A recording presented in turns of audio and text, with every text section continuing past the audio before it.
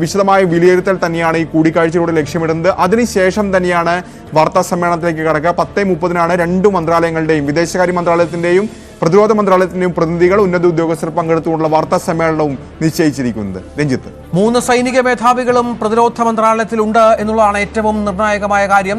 സേനാ മേധാവിമാർ പ്രതിരോധ മന്ത്രി രാജ്നാഥ് സിംഗുമായി കൂടിക്കാഴ്ച നടത്തുന്നുണ്ട്. ഇന്നലെ രാത്രി വൈകിയും നിർണായകമായ യോഗങ്ങൾ പ്രതിരോധ മന്ത്രി പ്രധാനമന്ത്രി വസതിയിൽ ചെന്നിരുന്നു. അതിനുശേഷം പാക് ആക്രമണം ശക്തമാക്കിയതിനു ശേഷം ഒരിക്കൽ കൂടി തിരിച്ചുപോയ പ്രതിരോധ മന്ത്രി വീണ്ടും നരേന്ദ്രമോദിയെ കാണാനായി പ്രധാനമന്ത്രിയെ കാണാനായി എത്തുന്നു. ദീർഘനേരത്തെ സംഭാഷണം ഉണ്ടാകുന്നു. വിദേശകാര്യ സെക്രട്ടറി അടക്കം പങ്കെടുക്കുന്ന അജിത് ഡോവൽ അടക്കം പങ്കെടുക്കുന്ന സാഹചര്യം ഉണ്ടാകുന്ന പശ്ചാത്തലമുണ്ട്. നമ്മുടെ സുരക്ഷാ മേധാവിമാർ തുടർച്ചയായി പ്രധാനമന്ത്രിയുമായി സമ്പർക്കം പുലർത്തി വരികയാണ്. ഇപ്പോൾ ഇതിനിടയിലാണ് ഏറ്റവും പുതിയ വിവരമായി ഇപ്പോൾ പുറത്തു വരുന്നത്. 3 സൈനിക മേധാവിമാർ രാജ്നാഥ് സിംഗിനെ കാണുന്നു, പ്രതിരോധ മന്ത്രിയെ കാണുന്നു എന്നുള്ളത് ഏറ്റവും നിർണായകമായ നീക്കങ്ങൾ തന്നെ ഇന്ത്യയുടെ ഭാഗത്തുനിന്നുണ്ടാകുന്നു. കാരണം ഇന്ത്യക്കെതിരെ യുദ്ധം പ്രഖ്യാപിച്ചിരിക്കുകയാണ് പാകിസ്ഥാൻ. ഡൽഹിയിലേക്ക് പോലും ലക്ഷ്യം വെച്ചുകൊണ്ടുള്ള മിസൈലുകൾ പാകിസ്ഥാൻ ഉപയോഗിച്ചു എന്ന് പറയുമ്പോൾ അതിന് ഗൗരവം ഒട്ടും കുറച്ചു കാണാൻ സാധിക്കില്ല. സ്വാഭാവികമായും ഷെല്ലാക്രമണങ്ങൾ പാകിസ്ഥാൻ തുടരുന്നുണ്ട്. അതിർത്തി മേഖലകൾ അശാന്തമാണ്. അവർ സാധാരണക്കാർ ലക്ഷ്യം വെച്ചുകൊണ്ടുള്ള ഡ്രോൺ ആക്രമണങ്ങൾ പാകിസ്ഥാന്റെ ഭാഗത്ത് നിന്ന് ഉണ്ടാകുന്ന സാഹചര്യം കൂടിയുണ്ട്. ഇതൊക്കെ അതീവ ഗൗരവതരമായി നമ്മുടെ സംവിധാനങ്ങൾ കാണുന്നു എന്നുള്ളതാണ്. സ്വാഭാവികമായും അടിക്ക് ആ തരത്തിൽ തന്നെ ശക്തമായ തിരിച്ചടി നൽകേണ്ടി വരുമെന്ന കാര്യത്തിൽ സംശയമില്ല. അതിനുള്ള നീക്കങ്ങൾ ഇന്ത്യയുടെ ഭാഗത്തു നിന്ന് ഉണ്ടാകുമെന്ന കാര്യത്തിലും സംശയമില്ല. ഏതാനും നിമിഷങ്ങൾക്കകം ഏതാണ്ട് 10:30 മണിയോടുകൂടി വാർത്താ സമ്മേളനം ഉണ്ടാകും. അതിൽ സുപ്രധാനമായ പ്രഖ്യാപനങ്ങൾ ഉണ്ടാകും. അതിന് മുന്നോടിയായാണ് ഈ കൂടിക്കാഴ്ചകൾ എന്നാണ് നമുക്ക് വ്യക്തമാകുന്നത്. അത്തരം കൂടിക്കാഴ്ചകളുമായി ബന്ധപ്പെട്ടുള്ള വിവരങ്ങൾ അല്പസമയത്തിനകം ലഭ്യമാകുമെന്ന് തന്നെ വേണം നമുക്ക് മനസ്സിലാക്കാൻ. കാരണം നിർണായകമായ രീതിയിൽ തന്നെ കാര്യങ്ങൾ മുന്നോട്ട് പോകുന്ന പശ്ചാത്തലം ഉണ്ട്. കാരണം പ്രതിരോധ മന്ത്രിയുമായുള്ള കൂടിക്കാഴ്ച എന്ന് പറയുന്നത് അത് ചെറിയ കാര്യമല്ല. കാരണം 3 സേനാ മേധാവിമാരും പ്രതിരോധ മന്ത്രിയെ കാണുക എന്നുള്ളത് തന്നെ ഏറ്റവും നിർണായകമായ കാര്യമാണ്. ജമ്മു കാശ്മീർ അതിർത്തിയിൽ സംസ്ഥാനങ്ങളിൽ പാകിസ്ഥാന്റെ ആക്രമണം തുടർച്ചയായി ഉണ്ടാകുന്ന പശ്ചാത്തലം കൂടിയുണ്ട്. രജൌരിയിൽ നാട്ടുകാർ കൊല്ലപ്പെട്ടു എന്ന വിവരങ്ങൾ അല്പം മുമ്പ് നമ്മൾ പുറത്തുവിട്ടിരുന്നു. സർക്കാർ ഉദ്യോഗസ്ഥരടക്കം കൊല്ലപ്പെട്ട പശ്ചാത്തലമുണ്ട്. മുഖ്യമന്ത്രി പങ്കെടുത്ത അവലോകന യോഗത്തിൽ പങ്കെടുത്ത ഉദ്യോഗസ്ഥനെ കൊല്ലപ്പെടുത്തുന്ന ഒരു സാഹചര്യം, പ്രകോപനപരമായ സാഹചര്യം പാകിസ്ഥാന്റെ ഭാഗത്തുനിന്നുണ്ടാകുന്നു. ഇതിനിടയിൽ 8 പാക് നഗരങ്ങളിലേക്ക് ഇന്ത്യ തിരിച്ചടിച്ചു. ഇസ്ലാമാബാദിലേക്കടക്കം ഡ്രോൺ ആക്രമണം ഇന്ത്യ നടത്തിയിട്ടുണ്ട്. ഇസ്ലാമാബാദ്, റാവൽപിണ്ടി, സിയാൽകോട്ട്, ലാഹോർ, പെഷുവാർ, ഗുജ്റൻവാല, അട്ടോക് അടക്കമുള്ള പാകിസ്ഥാന്റെ ഈ ചെറിയ തുരുപ്പ് ചീട്ടുകൾ പോലെ അല്ല, വളരെ കൃത്യമായി തന്നെ ലക്ഷ്യം കാണുന്ന ആക്രമണങ്ങളാണ് ഇന്ത്യ നടത്തുന്നത് എന്നാണ് മനസ്സിലാക്കേണ്ടത്. 3 പാകിസ്ഥാന്റെ വ്യോമത്താവളങ്ങൾ ആക്രമിച്ചു എന്നുള്ള വിവരങ്ങൾ കൂടി പാകിസ്ഥാൻ അത്തരത്തിൽ ആരോപണം ഉന്നയിക്കുന്നുണ്ട്. ഇസ്ലാമാബാദിനടുത്തുള്ള വ്യോമത്താവളത്തിലടക്കം ശനിയാഴ്ച പുലർച്ചെ ശക്തമായ സ്ഫോടനം, ഇന്ന് പുലർച്ചെ ശക്തമായ സ്ഫോടനം ഉണ്ടായതായുള്ള വിവരങ്ങൾ കൂടി പുറത്തു വരുന്നുണ്ട്. ഇസ്ലാമാബാദിൽ നിന്ന് വെറും 10 കിലോമീറ്റർ താഴെ മാത്രം അകലെയുള്ള രാജ്യത്തിന്റെ സൈനിക ആസ്ഥാനത്തോട് ചേർന്നുള്ള റാവൽപിണ്ടിയിലെ നൂർഖാൻ വ്യോമത്താവളം ഉൾപ്പെടെ 3 വ്യോമസേനാ താവളങ്ങളാണ് ഇന്ത്യ ആക്രമിച്ചത് എന്ന കാര്യത്തിൽ യാതൊരു സംശയവുമില്ല. അത്തരം സ്ഥിരീകരണങ്ങളൊക്കെ വരുന്നുണ്ട്. ഇതിനിടയിലാണ് ലോകരാജ്യങ്ങൾ, അമേരിക്ക അടക്കമുള്ള രാജ്യങ്ങൾ സംയമനം പാലിക്കണമെന്ന് ഇന്ത്യയോട് പാകിസ്ഥാനോട് ആവശ്യപ്പെടുന്നത്. പക്ഷേ പാകിസ്ഥാൻ ഇങ്ങനെ പ്രകോപനം തുടർന്നാൽ മറ്റു വഴികളില്ല.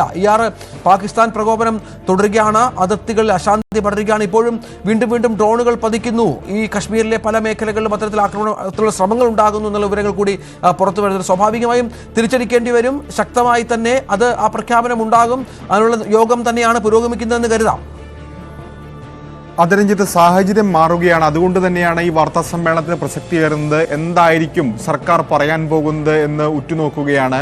ഏതായാലും നിലവിൽ ഇതുവരെ സർക്കാർ സ്വീകരിച്ചിരുന്നത് സംയമനത്തിന്റെ പാതയാണ്. അതായത് പ്രശ്നങ്ങൾ ഇവിടെ വെച്ച് തീർക്കാം, കൂടുതൽ വഷളാക്കാൻ ആഗ്രഹിക്കുന്നില്ല. പാകിസ്ഥാൻ സംയമനം പാലിക്കണം, അപ്പോൾ ഇന്ത്യയുടെ ഭാഗത്തുനിന്ന് അതിന് പ്രതികരണം ഉണ്ടാകില്ല, ഇന്ത്യയുടെ തിരിച്ചടി ഉണ്ടാകില്ല. ഇപ്പോൾ ഇന്ത്യ നൽകുന്നതെല്ലാം തിരിച്ചടിയാണ്. കാരണം ഇങ്ങോട്ട് ആക്രമിക്കുമ്പോഴാണ് അതിന് മറുപടി ഉണ്ടാകുന്നത്. അല്ലാതെ ഇന്ത്യ അങ്ങോട്ട് കയറി ആക്രമിച്ചിട്ടില്ല. ഇതാണ് സർക്കാർ ആവർത്തിച്ച് പറയുന്നത്. പക്ഷേ പാകിസ്ഥാന്റെ ഭാഗത്തുനിന്ന് അത്തരമൊരു നീക്കമോ അല്ലെങ്കിൽ അത് അംഗീകരിക്കുന്ന നിലപാടിലേക്കോ പാകിസ്ഥാൻ ഇതുവരെ പോയിട്ടില്ലെന്ന് മാത്രമല്ല, പ്രകോപനം തുടരുകയാണ്. ഇപ്പോൾ അതിർത്തി, പ്രത്യേകിച്ച് പടിഞ്ഞാറൻ അതിർത്തിയിലാണ് വലിയ തോതിൽ പാകിസ്ഥാൻ വ്യോമ മേഖല ലംഘിച്ചുകൊണ്ട് ഡ്രോണുകളും മിസൈലും ഒക്കെ അയക്കുന്നെങ്കിൽ സമാനമായ സാഹചര്യത്തിൽ നിയന്ത്രണ രേഖയിലും അന്താരാഷ്ട്ര അതിർത്തിയിലും സ്ഥിതി കൂടുതൽ ഗുരുതരമാണ്. അതായത് ഇന്നലെ രാത്രി ഉണ്ടായ ഷെല്ലിങ്ങൾ ഇപ്പോൾ 5 പേർ മരിച്ചു എന്ന് പറഞ്ഞു കഴിഞ്ഞാൽ വളരെ ദുഷ്കരമായ സാഹചര്യം. ജനവാസ കേന്ദ്രങ്ങൾ തെരഞ്ഞുപിടിച്ച് ആക്രമിക്കുന്ന രീതിയിലേക്ക് പാകിസ്ഥാൻ പോവുകയാണ്. അത് അന്താരാഷ്ട്ര അതിർത്തിയും ഒഴിവാക്കുന്നില്ല. BSFന്റെ വാർത്താക്കുറിപ്പിൽ അതാണ് സൂചിപ്പിച്ചിരുന്നത്. കാരണം ജമ്മു സെക്ടറിലടക്കം BSF ആണ് അവിടെ അന്താരാഷ്ട്ര അതിർത്തിയിൽ കാവൽ നിൽക്കുന്നത്. ജമ്മു സെക്ടറിൽ പോലും സമാനമായ രീതിയിൽ വലിയ തോതിലുള്ള ആക്രമണം, ഷെല്ലാക്രമണം പാകിസ്ഥാന്റെ ഭാഗത്ത് നിന്ന് നടക്കുകയാണ്. ഇന്നലെ രാത്രിയും ഇന്ന് പുലർച്ചെയുമായുണ്ട ആക്രമണത്തിലാണ് രജൌരിയിൽ ഒരു സർക്കാർ ഉദ്യോഗസ്ഥൻ, ഉന്നത ഉദ്യോഗസ്ഥൻ കൊല്ലപ്പെടുന്നത്. രാജ്കുമാർ ആണ് അദ്ദേഹത്തിന്റെ പേര്, രാജ്കുമാർ താപ്പ എന്നാണ് അദ്ദേഹത്തിന്റെ പേര്. വീട്ടിൽ കിടന്നുറങ്ങുകയായിരുന്നു, ആക്രമണത്തിൽ കൊല്ലപ്പെട്ടു. ഒപ്പം രജൌരിയിൽ തന്നെ 2 പേർ കൊല്ലപ്പെട്ടിട്ടുണ്ട്. അതിൽ 2 വയസ്സായ ഒരു കുട്ടിയാണ്, ഐഷ നൂർ എന്നാണ് ആ കൊച്ചിന്റെ പേര്. ഒപ്പം മുഹമ്മദ് ഷൊഹൈബ് എന്നിവരാണ് അവിടെ കൊല്ലപ്പെട്ടിരിക്കുന്നത്. അതായത് രജൌരിയിലെ ഇൻഡസ്ട്രിയൽ മേഖലയോട് ചേർന്നാണ് ഷെല്ലിംഗ് ഉണ്ടായത്. അവിടെ അങ്ങനെ 3 പേർ കൊല്ലപ്പെട്ടു. ഇത് കൂടാതെ പൂഞ്ച് ജില്ലയിലെ മെന്തർ സെക്ടറിലും സമാനമായ രീതിയിൽ ഷെല്ലാക്രമണം നടന്നു. പൂഞ്ചും ഒപ്പം തന്നെ ബാരാമുള്ള ജില്ലയിലെ ഉറി സെക്ടറുമാണ് വലിയ തോതിൽ ഏറ്റവും രൂക്ഷമായ രീതിയിൽ ഷെല്ലാക്രമണം നടക്കുന്നത്. ഇങ്ങനെ പൂഞ്ച് ജില്ലയിലെ തന്നെ മെന്തർ സെക്ടറിലാണ് ഷെല്ലാക്രമണത്തിൽ, മോർട്ടാർ ഷെല്ല് ഉപയോഗിച്ചുള്ള ആക്രമണത്തിൽ ഒരു സ്ത്രീ കൊല്ലപ്പെട്ടത്. റഷീദ ബി എന്നാണ് അവരുടെ പേര്. ഇത് കൂടാതെ ആർഎസ്പുര സെക്ടർ, അത് ഇന്റർനാഷണൽ ബോർഡറാണ്, ആർഎസ്പുര സെക്ടറിലെയും ബിദ്ദിപൂർ എന്ന് പറയുന്ന ഗ്രാമത്തിന് നേരെയാണ് ആക്രമണം ഉണ്ടായത്. അശോക് കുമാർ എന്നയാളും അവിടെ കൊല്ലപ്പെട്ടു. അങ്ങനെ 5 പേരാണ് ഇന്നലെ രാത്രി മുതൽ ഇന്ന് രാവിലെ വരെ ഉണ്ടായ ആക്രമണത്തിൽ കൊല്ലപ്പെട്ടിരിക്കുന്നത്. അതീവ ഗൗരവമാണ്. ഏതായാലും ജമ്മു കശ്മീർ മുഖ്യമന്ത്രി ഒമർ അബ്ദുള്ള അവിടെ എത്തിയിട്ടുണ്ട്, ആ സ്ഥലത്ത് എത്തിയിട്ടുണ്ട്. അവിടെ സാഹചര്യങ്ങൾ, പ്രദേശവാസികളോടൊക്കെ തന്നെ കാര്യങ്ങൾ ചോദിച്ചറിയുകയാണ്. ഇന്നലെയും അദ്ദേഹം അവിടെ എത്തിയിരുന്നു, ഇപ്പോഴും ഒമർ അബ്ദുള്ള അവിടെ ഉണ്ട്. അങ്ങനെ അതിർത്തിയിൽ പാക് പട്ടാളത്തിന്റെ ഭാഗത്തുനിന്ന്, പാക് റേഞ്ചേഴ്സിന്റെ ഭാഗത്തുനിന്ന് വലിയ പ്രകോപനം തുടരുന്നു. ഇതിനപ്പുറം ഡ്രോണുകൾ ഉപയോഗിച്ചും മിസൈലുകൾ ഉപയോഗിച്ചും ഒക്കെ തന്നെ വ്യോമതാവളങ്ങൾ ആക്രമിക്കാൻ ശ്രമിക്കുന്നു, ജനവാസ കേന്ദ്രങ്ങൾ ലക്ഷ്യം വെക്കാൻ ശ്രമിക്കുന്നു. അങ്ങനെ കൂടുതൽ കാര്യങ്ങൾ വഷളാക്കിക്കൊണ്ടിരിക്കുകയാണ് പാകിസ്ഥാൻ. പ്രത്യേകിച്ച് പടിഞ്ഞാറൻ അതിർത്തി പൂർണ്ണമായും ലക്ഷ്യം വെക്കുകയാണ്. അതായത് ഇന്ത്യയുടെ പാകിസ്ഥാന്റെയും ബോർഡർ എന്ന് പറയുന്നത് ഏതാണ്ട് 3200 കിലോമീറ്റർ ആണ്. അതിൽ തന്നെ രാജസ്ഥാൻ 1000 കിലോമീറ്റർ അതിർത്തി പങ്കുവെക്കുന്നുണ്ട്. ഗുജറാത്തിലും ഏതാണ്ട് 1450 കിലോമീറ്റർ ഉണ്ട്. പഞ്ചാബിലും 500-ലധികം കിലോമീറ്റർ ഉണ്ട്. അപ്പോൾ ഈ പടിഞ്ഞാറൻ അതിർത്തി ഒന്നടങ്കം ലക്ഷ്യം വെക്കുന്ന നിലയിലേക്ക് പാകിസ്ഥാൻ പോകുന്നു. വലിയ തോതിലുള്ള പ്രകോപനം പാകിസ്ഥാന്റെ ഭാഗത്തുനിന്നുണ്ടാകുന്നു.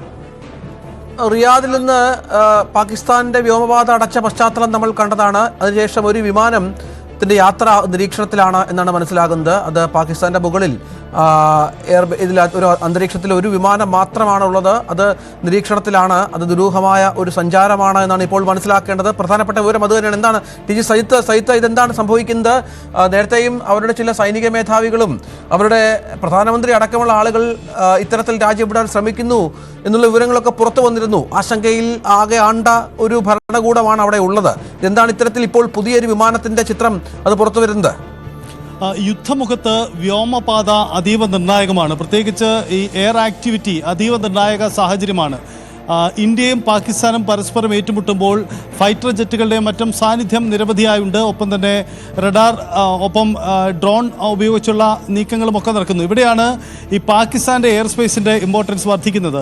കാരണം ഇന്ന് ഉച്ചയ്ക്ക് 12 വരെ എയർ സ്പേസിലേക്ക് മറ്റെല്ലാ വിമാനങ്ങളുടെയും നിയന്ത്രണം നിരോധിച്ചുകൊണ്ട് പാകിസ്ഥാൻ നേരത്തെ തന്നെ തീരുമാനം